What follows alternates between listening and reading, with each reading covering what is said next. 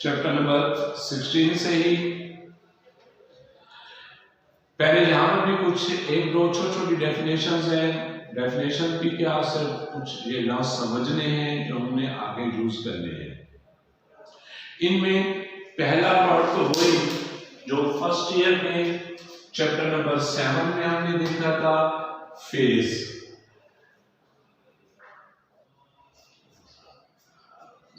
पहला word phase. Phase क्या, just ये एंगल है theta is equal to omega t, जिसकी वजह से अल्टरनेटिव क्वांटिटी की इंस्टेंटेनियस वैल्यू हमें मिलती है। ये जो हमने इक्वेशन की थी, v is equal to v not sine of theta या v is equal to v not sine of omega t. नजर आ रहा है कि यहाँ पर v की वैल्यू थीटा पे डिपेंड करेगी। एंगल जब चेंज होगा तो वोल्टेज की वैल्यू भी चेंज होगी। करंट की इक्वेशन में भी इसी तरह करंट की वैल्यू भी चेंज होगी। तो इसी थीटा को, जिसको हम पहले एंगल मैथ के मुताबिक कहते थे, अब इसी अल्टरनेटिव क्वांटिटी जब कोई होगी तो यही थीटा फेज कहलाएगा। और यही बात ऑब्जेक्टिव में पूछी जाएगी।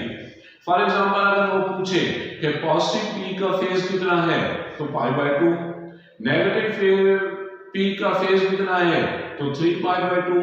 इसी तरह मीन पर फेजेस क्या होंगे तो वो 0, पाई, 2π एंड सो ऑन, ये मीन के फेजेस होंगे। तो फेज जस्ट एंगल का अल्टरनेट नेम है और कुछ भी नहीं। तो ये ना बात थी फेज की। उसके बाद फिर हम नेक्स्ट में चेक करेंगे phase lead and phase lag. Phase lead और फेज लैग। देखिए यहां पर हमारे पास दो अल्टरनेटिव क्वांटिटीज हैं, एक वोल्टेज और दूसरा करंट। अगर ऐसा हो कि वोल्टेज शुरू में 0 और करंट भी शुरू में 0, फिर वोल्टेज इंक्रीज होते हुए मैक्सिमम V नॉट हो जाए और करंट भी इंक्रीज होते हुए मैक्सिमम I नॉट हो जाए, तो एक क्वांटिटी 0 तो दूसरी भी 0, एक बढ़ रही है तो दूसरी भी बढ़ रही है, एक बढ़ते हुए मैक्सिमम हुई तो दूसरी भी बढ़ते हुए मैक्सिमम हुई। तो ऐसी सिचुएशन में हम कहेंगे कि ये दोनों क्वांटिटीज ये इन फेज हैं।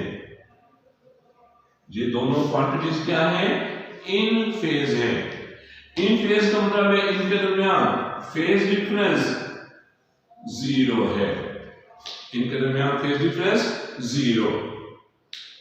कब, जब एक 0 पर हो दूसरी भी 0, एक बढ़ते हुए मैक्सिमम दूसरी भी बढ़ते हुए मैक्सिमम, तो ये दोनों क्वांटिटीज इन फेज कहलाएंगी और इनके दरमियान फेज डिफरेंस 0 होगा।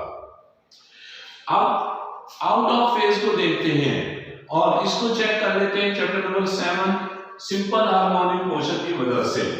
देखो वहां पर हमने ये देखा था कि अगर फॉर एग्जांपल ये मीन पोजीशन O और ये आ गई एक एक्सट्रीम पोजीशन X और ये दूसरी आ गई एक्सट्रीम पोजीशन X डैश, तो अब क्यों जी क्या कह रहे हैं, मीन पोजीशन पर डिस्प्लेसमेंट कितनी थी, वहां पर क्या चिन्ह पड़ा था, मीन पोजीशन पर डिस्प्लेसमेंट 0, लेकिन मीन पोजीशन पर वेलोसिटी v नॉट मैक्सिमम। क्यों ऐसा कहा कि नहीं। अब देखो जब हमारा ऑसिलेटर मीन से एक्सट्रीम की तरफ जा रहा होगा तो डिस्प्लेसमेंट क्या होती चली जाएगी, इंक्रीज होती चली जाएगी और इंक्रीज होते हुए यहां पर आकर मैक्सिमम हो गए। लेकिन वेलोसिटी का क्या बनेगा, वेलोसिटी जब हम मीन से एक्सट्रीम तक जा रहे होंगे तो वेलोसिटी डिक्रीज होगी और डिक्रीज होते हुए एक्सट्रीम पर आकर वेलोसिटी 0 हो गई।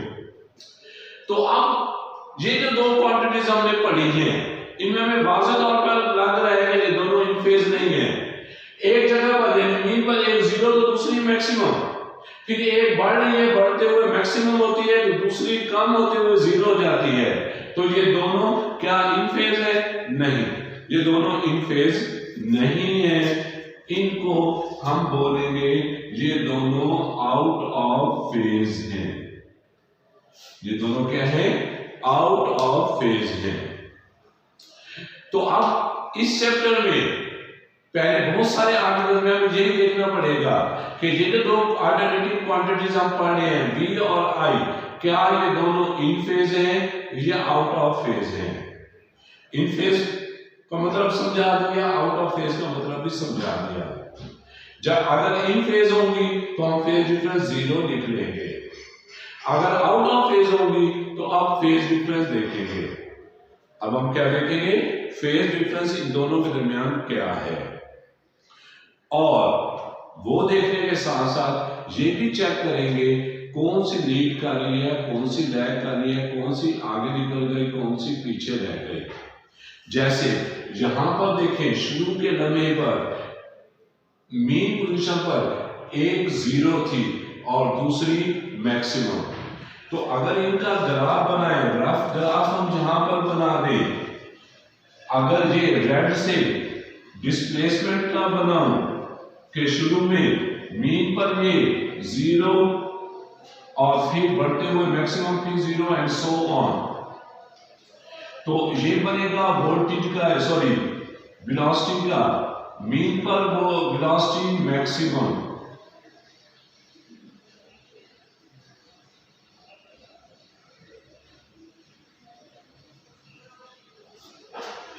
तो अब देखो डिस्प्लेसमेंट बढ़ रही है, वेलोसिटी कम हो रही है, दोनों क्या हुए, एक दूसरे के आउट ऑफ फेज हुए। लीड कौन कर रहा है, अगर एक क्वांटिटी 0 और दूसरी ऊपर से शुरू हो रही होगी तो हम कहेंगे वो लीड कर रही है। एक क्वांटिटी 0 और दूसरी उसके मुकाबले में ऊपर से शुरू हो रही होगी तो हम उसको क्या कहेंगे, वो लीड कर रही है। तो अब यहां पर वेलोसिटी ऊपर से शुरू हो रही है तो हम कहेंगे वेलोसिटी लीड कर रही है और डिस्प्लेसमेंट लैग कर रही है। अगर इसके मुकाबले में इस तरह आ जाए,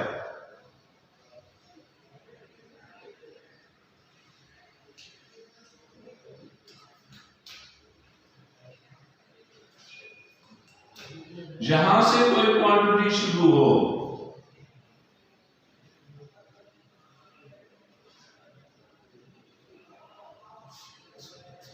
अब ये 0 है और इसकी वैल्यू नेगेटिव है, तो ये नेगेटिव वैल्यू क्या होगी, लैग कर रही होगी, और इसके मुकाबले में रेड वैल्यू क्या कर रही होगी, लीड कर रही होगी।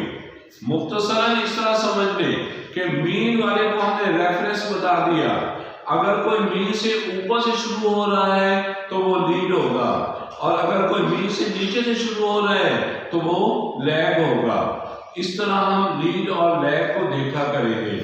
दोबारा सुन लें, 0 से जो क्वांटिटी शुरू हो रही होगी वो रेफरेंस, और अगर दूसरी क्वांटिटी ऊपर से शुरू हो रही है तो वो लीड, और अगर नीचे से शुरू हो रही है तो वो लैग। इस तरह लीड और लैग का चलेगा। और ये भी देखना होगा कि फेज डिफरेंस कितना आया है। आमतौर पर फेज डिफरेंस 90 का या π/2 का आया करेगा, जो हर केस में हम अलग-अलग देखेंगे। ये तो था फेज लीड और फेज लैग के बारे में। इसी तरह नेक्स्ट में है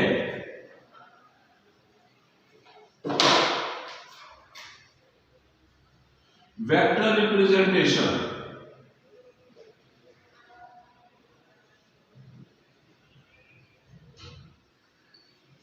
नेक्स्ट में वेक्टर रिप्रेजेंटेशन।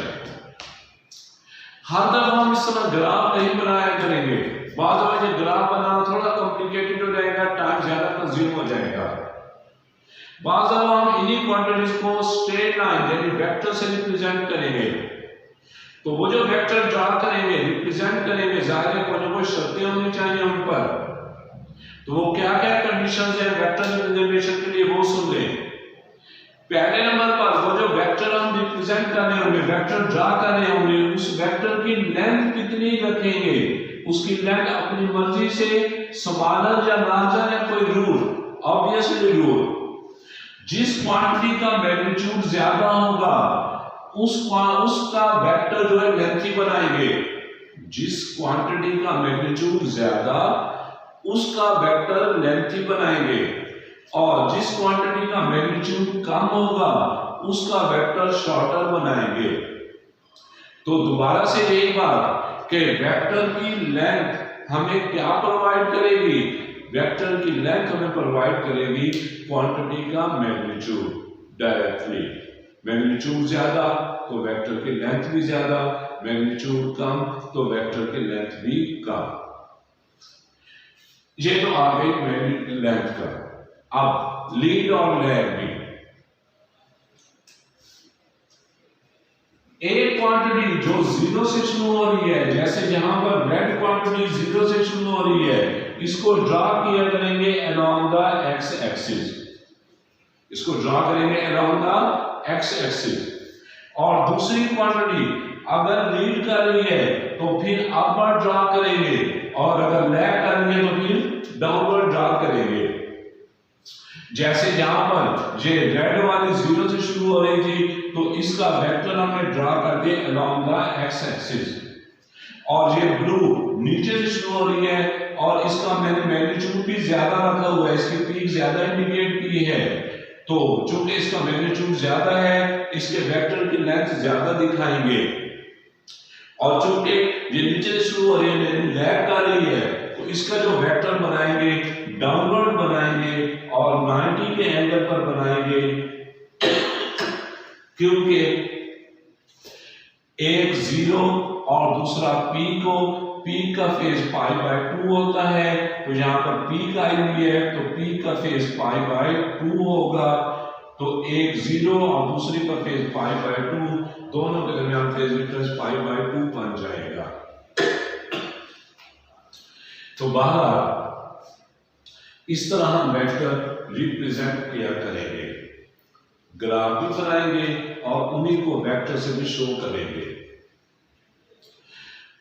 ये थी वो बातें जो अगले आर्टिकल में हमने यूज करनी है।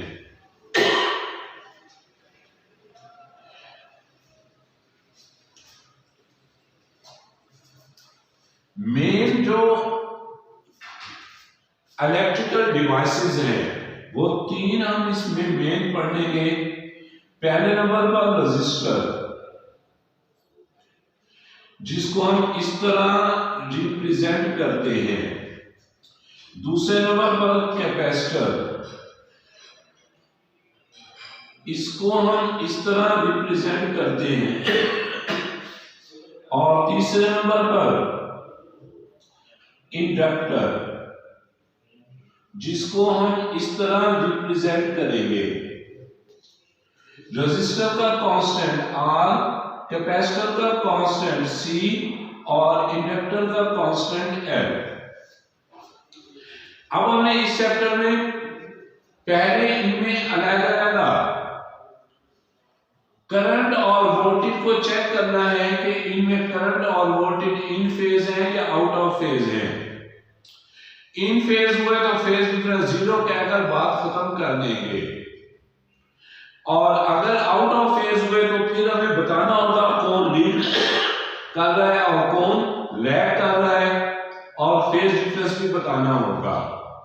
तो पहले इन तीनों में अलग-अलग, फिर 2-2 की कॉम्बिनेशन और फिर तीनों की कॉम्बिनेशन आएगी। ये पूरे चैप्टर में इसी तरह ही हम इनको चेक किया करेंगे। दोबारा सुन लें, मेन इलेक्ट्रिकल डिवाइसेस हमारे पास ये 3, register constant R, capacitor constant C, inductor constant L। इन तीनों में पहले हम अलग-अलग चेक करेंगे कि I और V इन फेज है या आउट ऑफ फेज है। फेज डिफरेंस वगैरह बनाएंगे, पावर डिसिपेशन की बात करेंगे, करंट को अपोजिशन जो मिल रही है उसकी हम बात करेंगे, फिर 2-2 की कॉम्बिनेशन आएगी, फिर 3 की कॉम्बिनेशन आएगी। यही सारी बातें 2 में भी और 3 की कॉम्बिनेशन में भी चलेंगी। तो अब पहले नंबर पर है एसी थ्रू रजिस्टर, और ये जस्ट इसमें कोई नई बात नहीं होगी, जस्ट वही जो हम पहले पढ़ चुके हैं, और यही लिखने जा रहा हूं एसी थ्रू रजिस्टर।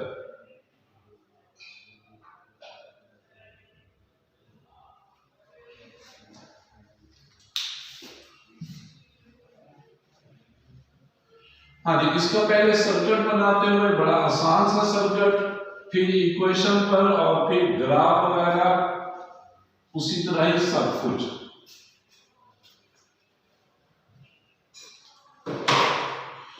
हाँ जी, पहले आप सर्किट बना दें। ये एसी सर्किट, एसी सोर्स जिसका पोटेंशियल V, और ये हमने कनेक्ट कर दिया एक लोड रेजिस्टेंस के साथ, और इसकी वजह से इस सर्किट में करंट फ्लो करेगा।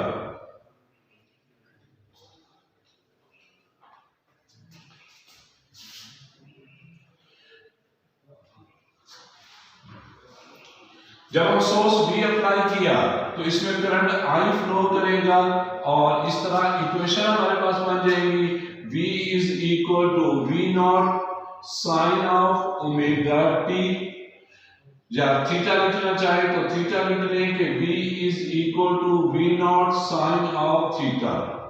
करंट के लिए इक्वेशन बनेगी I is equal to V over R, V की ये वैल्यू यहां पर पुट कर दें, V not sine of omega T divided by R, या I इज इक्वल टू, बल्कि I की इक्वेशन आप इधर लिख लें, I is equal to V naught over R into sine of theta या omega T. V over R current देता है, जब वोल्टेज मैक्सिमम है तो करंट भी maximum, I is equal to I naught sine of omega T, या चाहे तो ओमेगा टी की जगह पर थीटा भी से काम चला ले। तो ये करंट के लिए और वोल्टेज के लिए। अब देखिए वाज़ेह तौर पर आपको नजर आ रहा है कि वोल्टेज भी साइन का फंक्शन और करंट भी साइन का फंक्शन। जब शुरू में एंगल जीरो होगा, तो ये अभी तो लास्ट लेक्चर में पढ़ चुके थे, जब एंगल जीरो होगा तो sine zero, zero voltage zero, और जब एंगल जीरो शुरू में तो यहां पर भी साइन जीरो जीरो, करंट भी जीरो। तो इस तरह शुरू में वोल्टेज भी जीरो आ रही है और करंट भी जीरो आ रहा है। फिर टाइम के बढ़ने के साथ साथ एंगल बढ़ता चला जाएगा, और जब एंगल बढ़ते हुए पाई बाय 2 यानी 90 हो जाएगा, तो उस वक्त करंट की वैल्यू मैक्सिमम और वोल्टेज की वैल्यू भी मैक्सिमम। इसी तरह मजीद टाइम के बढ़ने के साथ साथ पूरा एंगल बढ़ेगा, एंगल बढ़ते हुए जब 180 तो साइन 180 पर दोबारा करंट जीरो और वोल्टेज भी जीरो। तो वाज़ेह तौर पे नजर आ रहा है कि वोल्टेज और करंट एक जीरो तो दूसरा भी जीरो, एक बढ़ते हुए मैक्सिमम तो दूसरा भी बढ़ते हुए मैक्सिमम, एक दोबारा कम होते हुए जीरो तो दूसरा भी दोबारा कम होते हुए जीरो। तो दोनों हमें इन फेज नजर आ रहे हैं। यही बात ग्राफ में भी इंडिकेट करते हैं।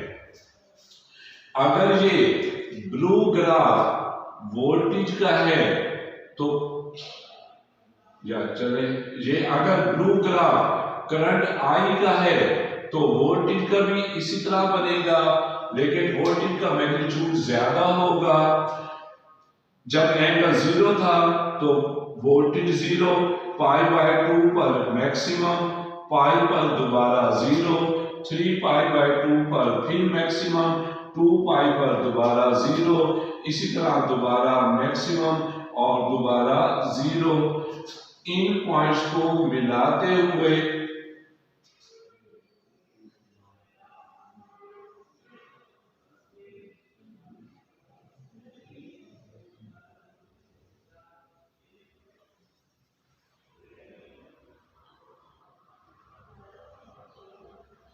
तो ये जो हमारे पास ब्लैक ग्राफ बन गया,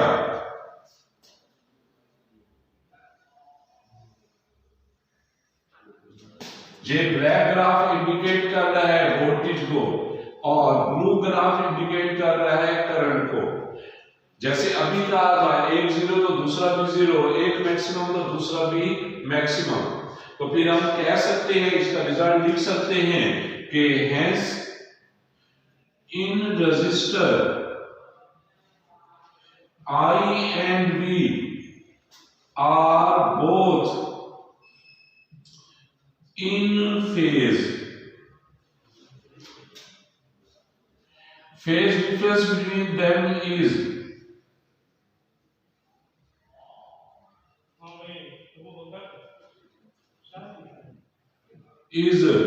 zero। और वेक्टर रिप्रेजेंटेशन कर दे, वोल्टेज का मैग्नीट्यूड हमेशा ज्यादा होता है, करंट का मैग्नीट्यूड कम, दोनों जीरो से शुरू हो रहे हैं, दोनों आएंगे अराउंड द एक्स एक्सिस ही, लेकिन वोल्टेज का मैग्नीट्यूड ज्यादा है तो इसका वेक्टर बड़ा बनेगा। ये वोल्टेज और करंट का मैग्नीट्यूड कम है तो इसका वेक्टर छोटा बनेगा, लेकिन होंगे दोनों पैरेलल ही। तो ये वोल्टेज और करंट के लिए हमने डिसाइड कर लिया कि रजिस्टर में आई और वी इन फेज होंगे, इनके दरमियान फेज डिफरेंस जीरो होगा, इनको ग्राफिकली भी शो कर दिया, वेक्टोरियली भी शो कर दिया। अब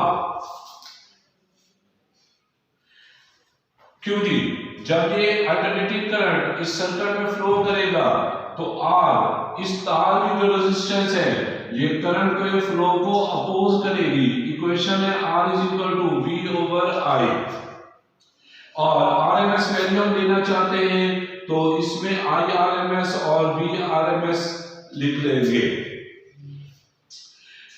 अब ये जो रेजिस्टेंस है ये करंट के फ्लो को सपोर्ट कर रही है या अपोज कर रही है?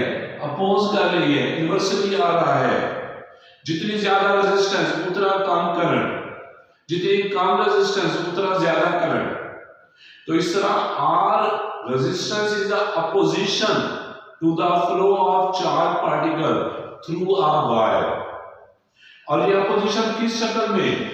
देखिए हम पढ़ चुके हैं कि अगर ये तार है 13वें चैप्टर में, तो ये उस तार के ये है लैटिस एटम जो अपनी जगह पर फिक्स। अब कोई चार्ज पार्टिकल, इलेक्ट्रॉन या कोई भी, जाहिर है आमतौर पे इलेक्ट्रॉन ही चार्ज पार्टिकल क्यों मूव करता हुआ आएगा तो क्या स्ट्रेट मूव करेगा? नहीं, उसको इन लैटिस एटम के साथ कोलिजन करनी पड़ेगी। अब लैटिस एटम के साथ ये जो इलेक्ट्रॉन चार्ज पार्टिकल कोलिजन कर रहे हैं, इस कोलिजन की वजह से इसके फ्लो को आसानी मिल रही है या डिस्टरबेंस? जाहिर है इसके फ्लो को इस कोलिजन की वजह से डिस्टरबेंस मिल रही है, रुकावट मिल रही है। इसी रुकावट को जो चार्ज पार्टिकल को मिल रही है, किस लिए? कोलिजन की वजह से। तो कोलिजन की वजह से चार्ज पार्टिकल के फ्लो को जो रुकावट मिलती है, उसी रुकावट को हम नाम दे रहे हैं रेजिस्टेंस का। दोबारा सुन लें कि तार में, वायर में जब चार्ज पार्टिकल मूव करता है तो उसे लैटिस एटम के साथ कोलिजन करनी पड़ती है। उस कोलिजन की वजह से चार्ज पार्टिकल के फ्लो को जो रुकावट मिलती है, उसी रुकावट को हम नाम देते हैं रेजिस्टेंस का। कोलिजन के अलावा और भी रुकावटें होंगी जो नेक्स्ट आर्टिकल में देखेंगे। फिलहाल आप यही ध्यान में रखें कि opposition to the flow of charge particle due to their collision with the lattice atoms is called the resistance. Collision की वजह से जो फ्लो को रुकावट मिलेगी, that is called the resistance. फिर इस तार में जो पावर, इस वायर में, इस लोड रेजिस्टर में जो पावर डिसिपेट होगी, उसके लिए equation P is equal to I square R या V स्क्वायर ओवर R, ये वो पावर जो इस लोड रेजिस्टर पे ड्रॉप होगी। तो हमने ये कुछ यहां पर पढ़ना था, क्या क्या चेक करना था दोबारा देख ले। मैंने लिखा था अभी कि ये तीन इलेक्ट्रिकल डिवाइसेस हैं, वायर, कैपेसिटर, इंडक्टर। इन तीनों में बारी बारी चेक करेंगे कि I और V इन फेज है या आउट ऑफ फेज है। इसमें हमने देखा रजिस्टर में दोनों इन फेज हैं, तो जब ये इन फेज है तो इनका फेज डिफरेंस जीरो।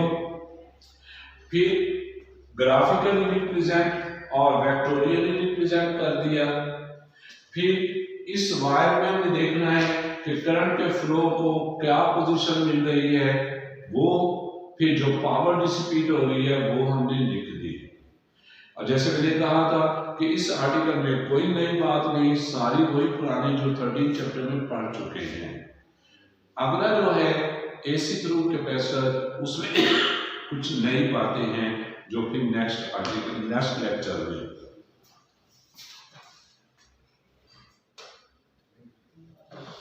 चलिए, खुदा हाफिज। और